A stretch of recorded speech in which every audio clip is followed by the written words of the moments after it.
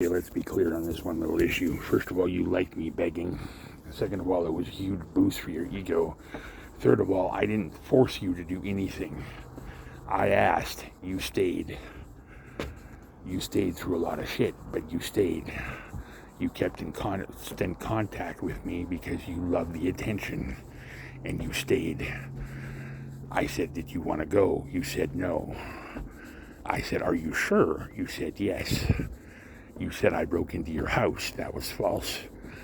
I was in Penticton when you said I broke into your house.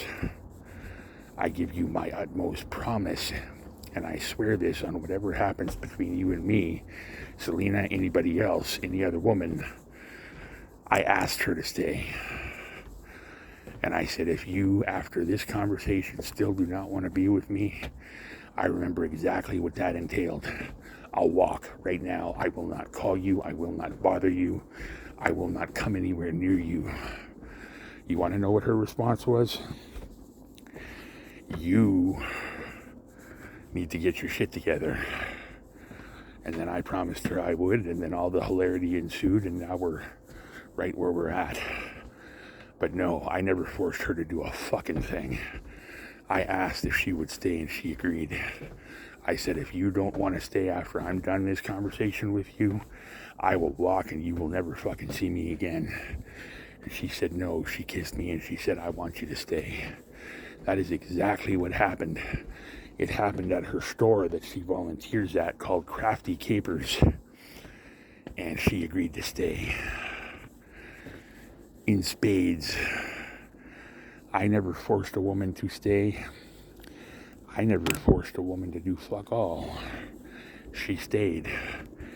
The only other time something similar to that ever occurred, I looked at a woman. I didn't have much experience with women. My experience was movies. That's where I learned some of my shit from when it came to women anyway. So I asked her, I said, stay with me, you won't be sorry. She did for a time, didn't work. She was resentful. I had enough.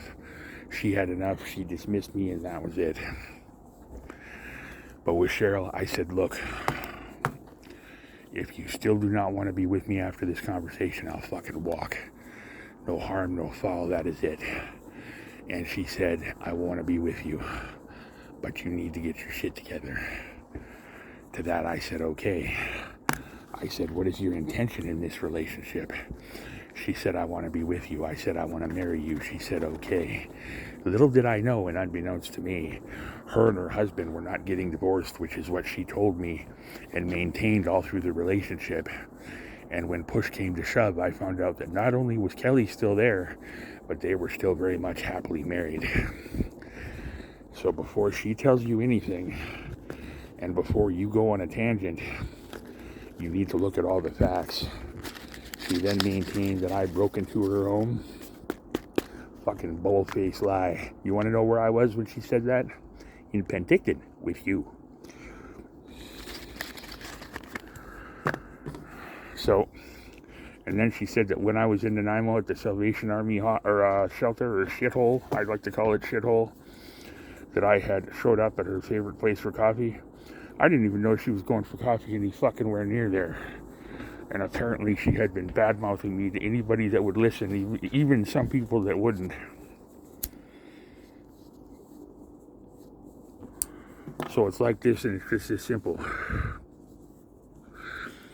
I never forced her to stay. Do I have feelings for her? Good feelings, yes. But she loved the excitement and she loved the attention. And she was drawn to it like a moth to the flame. And she stayed with me for 1.5 years, and the minute I stopped giving her as much attention as she thought she deserved, she canned me. And it. Just as quick. Never mind the fact that she was still married to her husband. So, before you get off and go, well, you did this or you did that, not the case.